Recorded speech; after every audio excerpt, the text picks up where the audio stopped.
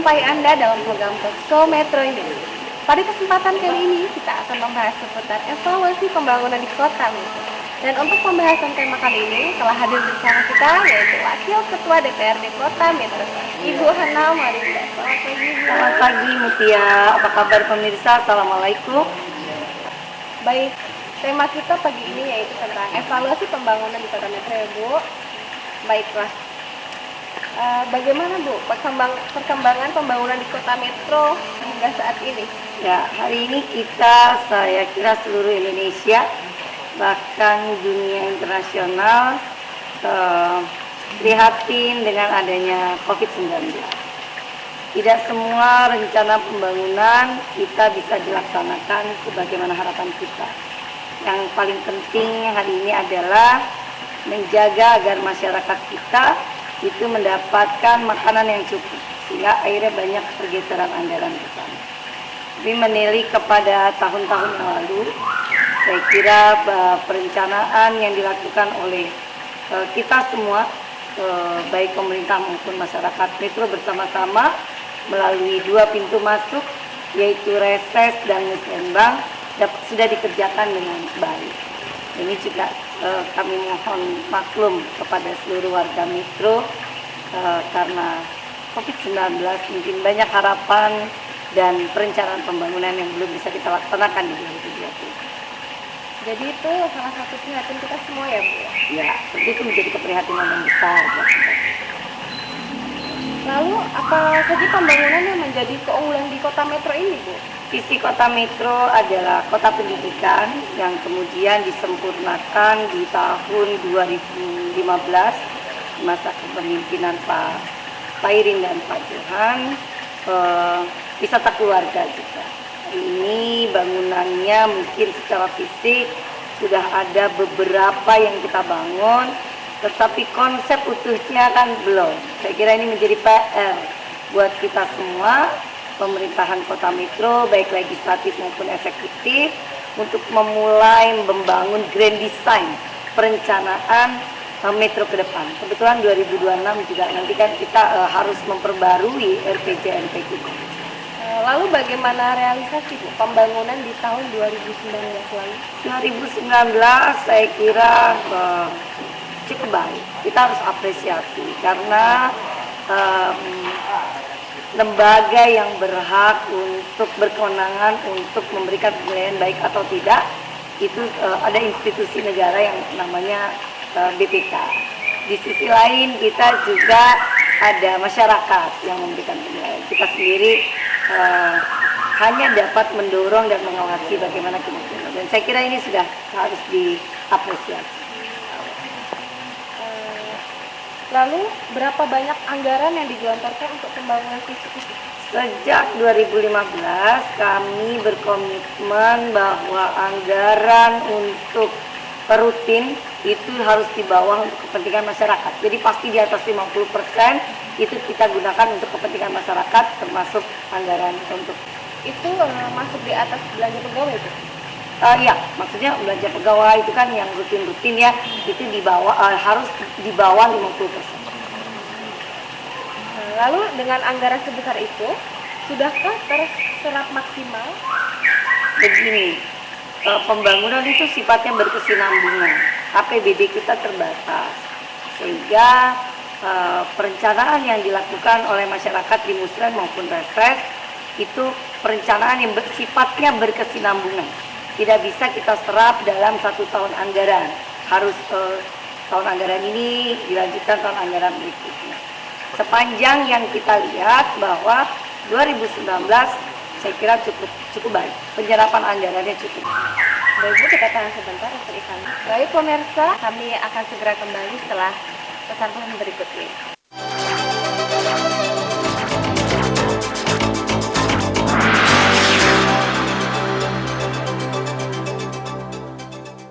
Dan cobalah mari kita semua saling menyayangi dan saling berbagi, dan bersama untuk hadapi bencana kelak sambut pagi. dan cerah mentari. Dan cobalah, mari kita semua saling menyayangi dan saling berbagi, dan bersama untuk hadapi bencana, kelak sambut pagi dan cerah mentari.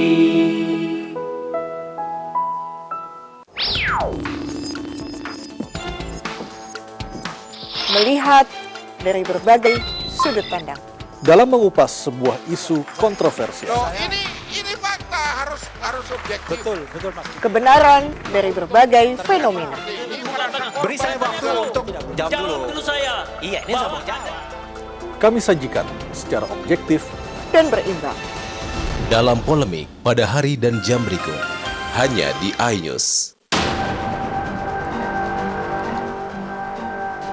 Lampung termasuk ke dalam salah satu daerah rawan begal.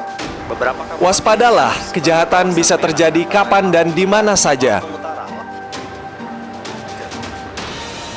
Operasi Krakatau dan Operasi Ketupat yang digelar Polres Lampung Tengah dari 28 Mei hingga 6. Cegah tangkal, cekal, hadir pada hari dan jam berikut.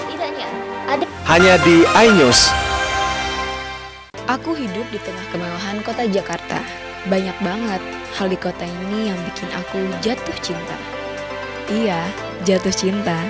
Hari ini aja hangout bareng teman di tempat yang cozy abis.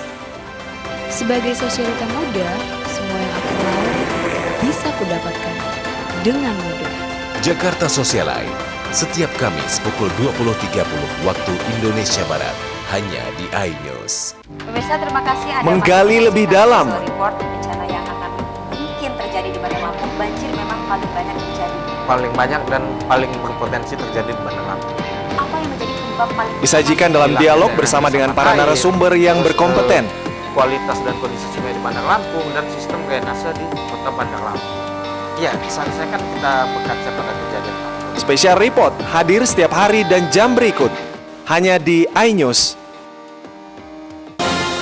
Menambah wawasan dan pengetahuan melalui berita terupdate yang langsung kami sampaikan untuk Anda. Sebanyak 12 mobil pemadam kebakaran dari kota Depok Update informasi yang berkembang di tengah aktivitas Anda. diduga sebagai provokator tawuran langsung diamankan petugas. Update ragam berita yang menjadi topik terkini dan terhangat di sekeliling Anda. Hanya berkaitan dengan soal perizinan gitu. Inilah iNews Update selengkapnya untuk Anda. Dalam iNews Update pada hari dan jam berikut, hanya di iNews. Mata Data, hanya di iNews. Permasalahan yang terjadi di sekitar Lampung.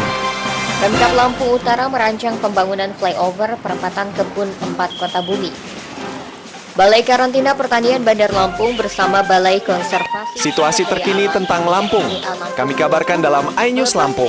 Hadir pada hari dan jam berikut. Bumi Kedamaian Bandar Lampung berbondong-bondong membawa ember dan jerigen ke Hanya di iNews. Intermezzo. Gak bikin kepo. Obrolan santai penuh informasi menarik. Beragam tips gaya hidup yang bermanfaat. Selain makanan kesehatan, selain itu juga olahraga. Aku gemar olahraga. Bersama bintang tamu yang menginspirasi untuk lengkapi pagi Anda. Bang Sandi punya kemampuan untuk bisa mengelola komunikasi itu menjadi tetap santai. Tetap santai. Dalam sebuah proses demokrasi itu bukan hanya merebut kekuasaan. Intermezzo, Senin hingga Jumat pukul 11.03 waktu Indonesia Barat. Hanya di iNews. Sama nama asli. Iya. Kayak aku. Nama Erika Fauke, Muli. Talk show hangat senior dan junior. Jarang ditemukan karena kita harus Ajang adu bakat dan kecerdasan. Ada perihnya Mas. Kawan yang paling mirip Brian. Oh my god, dia mengaku ya. Iya betul. Bukan kita yang ngomong. Dan Brian gak mau sebutin. Senior dan junior hadir pada hari dan jam berikut. Oh iya. Hanya di iNews.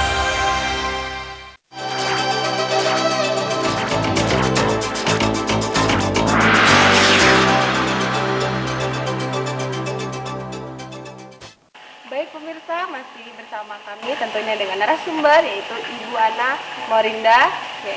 Baik Bu, bisa kita lanjutkan perbincangan. Boleh ya. Lalu apa yang perlu ditingkatkan kaitannya dengan pembangunan fisik itu sendiri, Bu? Iya. Sebelum saya masuk, apa yang ditingkatkan dengan pembangunan fisik? Mutia, sebenarnya ada hal yang sama pentingnya dengan pembangunan fisik, yaitu pembangunan sumber daya manusia. Yang hari ini kita di Metro masih kurang optimal menggarap segmen pembangunan manusia ini. Padahal ketika kita membicarakan tentang Metro sebagai kota wisata keluarga misalnya, ini memerlukan kesiapan sumber daya manusia. Jadi bagaimana kita membiasakan atau membentuk karakter baru sebagai masyarakat yang ramah terhadap pariwisata. Ini juga harus menjadi perhatian pemerintah. Lalu ketika kita membicarakan fisik misalnya, ini fisik ini secara keseluruhan kita udah jalani. Metro ini secara umum jalannya sudah bagus. Tapi ketika kita membicarakan bahwa pemerintah secara nasional itu memberikan anggaran desa dan kelurahan karena ingin adanya percepatan pembangunan di satu daerah, yang outputnya adalah atau outcome yang diharapkan oleh pemerintah adalah peningkatan pendapatan masyarakat secara umum. Maka kita harus melihat apakah fisik yang kita bangun ini sudah tepat. Ketika kita membicarakan anggaran kelurahan, itu yang diperbolehkan adalah untuk pemberdayaan masyarakat. Kenapa sih pemberdayaan masyarakat? Dengan masyarakat yang berdaya, pemerintah pusat, setiap presiden itu berharap peningkatan masyarakat terhadap pendapatan keluarga mereka, ya kan? Ketika pendapatan keluarga ini naik, masyarakat dapat disebut sebagai masyarakat yang sejahtera. Ketika pemberdayaan masyarakat, misalnya masyarakat sudah rapat pengen, kalau kita ada gua warak misalnya, ada gua warak ini pengen kita jadikan objek pariwisata. Menuju ke sana diperlukan jalan, maka hasil rapat atau musyawarah desa atau musyawarah kelurahan kalau di kita itu memutuskan kita perlu jalan. Anggaran ini, dana kelurahan ini kita bangun jalan. Lalu ibu-ibu di sana, saya mau dagang, maka harus dibuat kios-kios. Harus anak mudanya mau nongkrong di daerah sana, tempat toiletnya di mana dan seterusnya.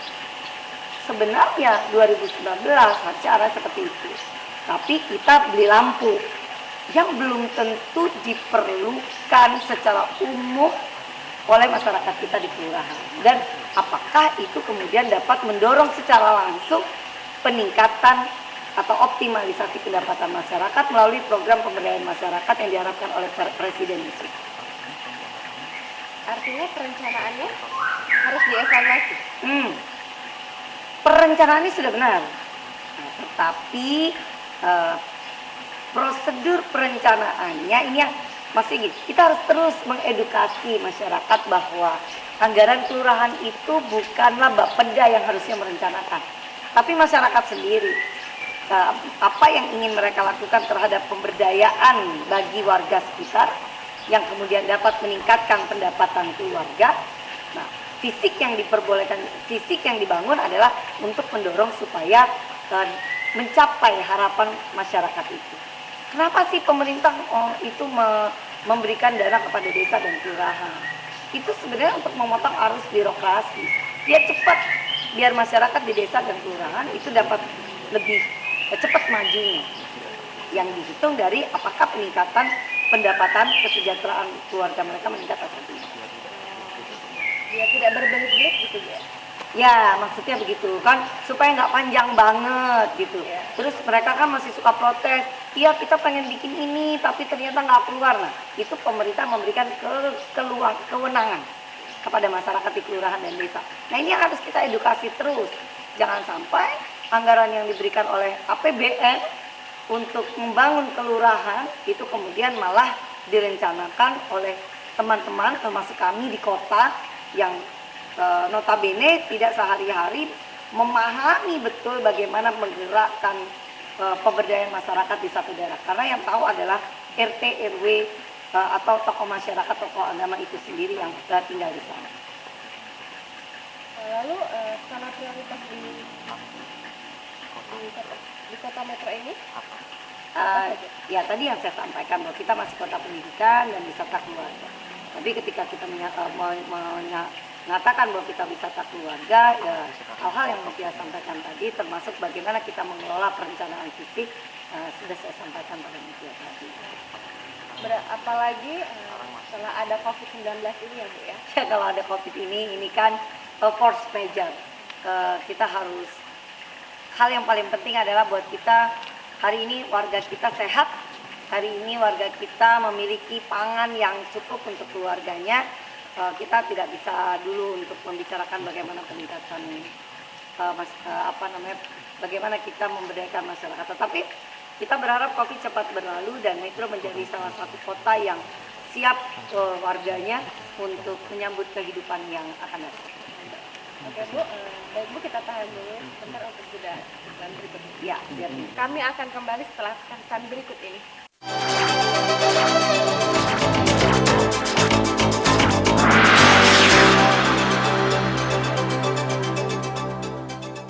Virus corona telah menyerang siapa saja tanpa pandang bulu. Untuk menghadapinya diperlukan kolaborasi pentahelix berbasis komunitas, baik di tingkat pusat, provinsi, kabupaten, kota, kecamatan, desa, bahkan sampai ke tingkat RT dan RW. Mari kita implementasikan semangat gotong royong dan kesadaran bela negara untuk melawan virus corona ini.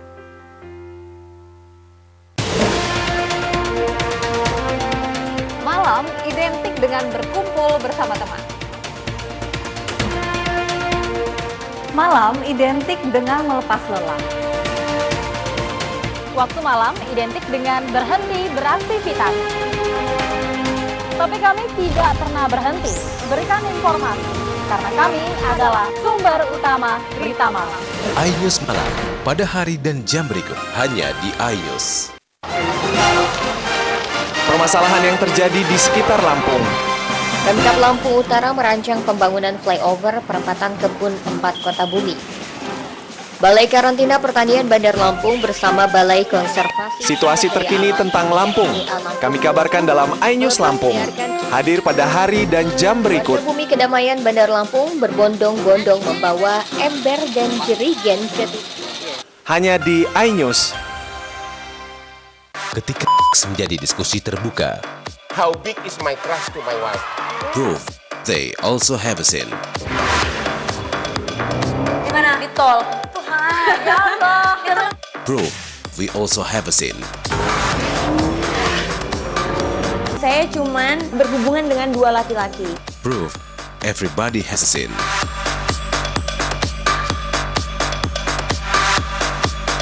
Only on iNews. Sama nama asli, kayak aku. Nama Erika Fauke, Muli, Talk show hangat senior dan junior. Jarang ditemukan karena kita harus ajang adu bakat dan kecerdasan. Ya, ada perihnya pasti. Tuan yang paling mirip Brian. Oh my god, dia mengaku ya. Iya betul. Bukan kita yang ngomong. Dan Brian gak mau sebutin. Senior dan junior hadir pada hari dan jam berikut. Oh iya. Hanya di iNews. iNews Siang pada hari dan jam berikut hanya di iNews. Muncul kembali setelah 3 tahun menghilang, pasti ada sesuatu yang baru. How to be a good listener. Kalau menjadi teman yang baik untuk semua orang.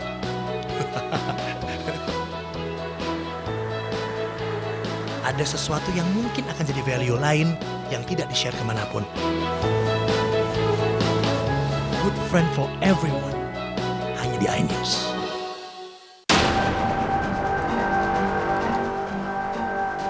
Lampung termasuk ke dalam salah satu daerah rawan begal. Waspadalah, kejahatan bisa terjadi kapan dan di mana saja. Operasi Krakatau dan Operasi Ketupat yang digelar Polres Lampung Tengah dari 28 Mei hingga 6. Cegah tangkal, cekal, hadir pada hari dan jam berikut. Hanya di iNews. Pribumi ditindas dan dikalahkan. Kurang tepat. Sudah mengklarifikasi sendiri Pak bahwa Jutaan aspirasi, mimpi mereka untuk negeri.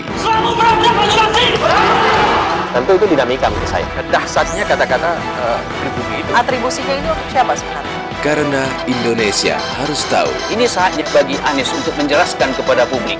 Kutip dengan penuh Dalam Talk to iNews setiap Senin, Selasa, dan Jumat pada jam berikut hanya di iNews. Pemirsa, terima kasih Anda Menggali masih lebih menyaksikan dalam. Visual Report bencana yang akan mungkin terjadi di Bandar Lampung. Banjir memang paling banyak terjadi. paling banyak dan paling berpotensi terjadi di Bandar Lampung. Apa yang menjadi penyebab paling Disajikan dalam dialog bersama dengan para narasumber yang berkompeten. Kualitas dan kondisi sungai di Bandar Lampung dan sistem drainase di Kota Bandar Lampung. Ya, saya kan kita berkaca pada kejadian. Special Report hadir setiap hari dan jam berikut hanya di iNews.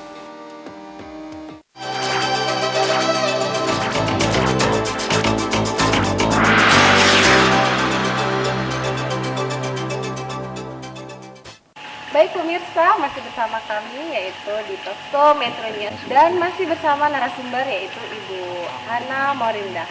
Baik Ibu, kita bisa lanjutkan perbincangan kita. Ya, mungkin silakan. Salah satu yang menjadi persoalan di musim hujan ini banjir. Ya. Seperti yang kerap terjadi di Jalan Ahmad Yani Metro Timur. Apakah ini termasuk akibat perencanaan yang kurang matang atau pelaksanaan yang kurang baik ya, Bu? Ya, yang pertama adalah kesadaran kita semua bahwa memelihara suatu bangunan itu menjadi penting. Jalan Ahmad Yani itu kan setiap hari, setiap tahun ditinggikan. Ada pemeliharaan jalan, ada ininya ya gitu. Ada pembangunan, jadi makin tahun dia makin tinggi Bu ya. Sementara sisi-sisi jalannya itu kita nggak rawat. Sisi-sisi jalan yang ditutup trotoar itu kan sebenarnya adalah aliran drainase yang mungkin sekarang sudah penuh itu dengan lumpur atau bahkan dengan sampah. Nah ini yang harus kita jaga bersama. Ini harus gotong royong kita semua. Dan tentu kita berharap, karena itu bukan jalan kita ya, bukan jalan milik kota kan. Itu adalah jalan protokol, ada yang milik negara, ada yang milik provinsi. Tentu kita berharap teman-teman kita di DPR RI, kemudian di Badan Perencana di Nasional, juga teman-teman kita di DPR Provinsi, juga di pemerintahan provinsi, itu dapat merencanakan yang berkesinambungan. Kalau tahun ini bangun jalan, besoknya memperbaiki bangunan drainase di sebelahnya supaya kita nggak banjir. Tapi di sisi lain juga jalan-jalan lingkungan kita, karena perkembangan metro sebagai suatu kota yang tadinya rawa diuruk jadi perumahan, ini juga menimbulkan masalah baru. Kita juga berharap teman-teman kita yang membuat komplek-komplek perumahan memperhatikan betul arus air keluar masuk ini ya gitu. Jadi drainase ini kemana hulunya, di mana hulunya, di mana hilirnya itu harus direncanakan dengan benar. Nah, Metro kan sudah canangkan kota inklusif. Ya. Bagaimana dengan fasilitas umum yang sudah ramah dengan warga berkebutuhan khusus?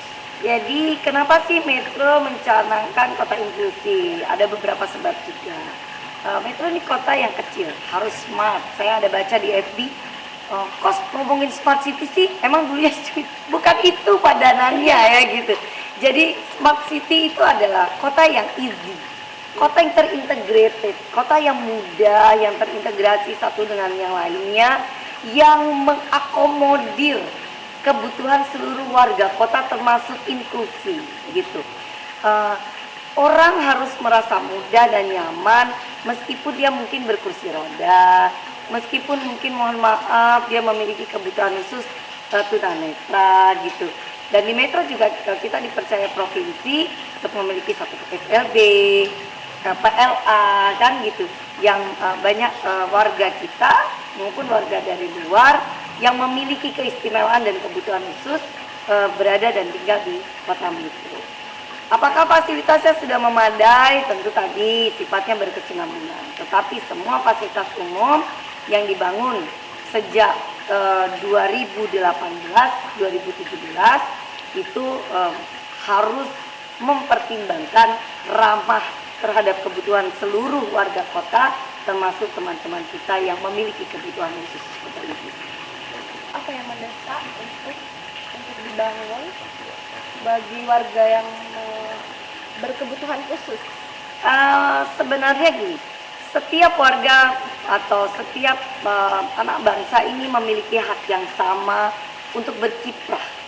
Sehingga kita berharap ketika seseorang membangun gedung, dia harus mempertimbangkan di mana valet. Karena teman-teman kita yang berkebutuhan khusus juga sekarang bisa menyetir mobil dan mereka membutuhkan parkir yang mudah, yaitu valet. Kita juga berharap ada lift untuk mereka, ada eskalator atau jalan yang ketika masuk gedung bisa dilalui kursi roda. Trotoar-trotoar kita berharap itu nyaman buat mereka ketika berkursi roda atau ketika mereka menggunakan tongkat karena kebutuhan yang terbatas akibat kebutuhan khusus yang tidak mampu melihat misalnya. Nah, kita berharap seluruh fasilitas umum yang dibangun oleh pemerintah maupun swasta memprioritaskan teman-teman saudara-saudara kita yang berkebutuhan khusus sehingga mereka bisa beraktivitas sama dengan kita yang reguler. Lalu kalau jumlah sekolah inklusif ada berapa? Inklusi di kita itu sebenarnya gini, inklusi itu kewenangannya provinsi, ya gitu, bukan di kita.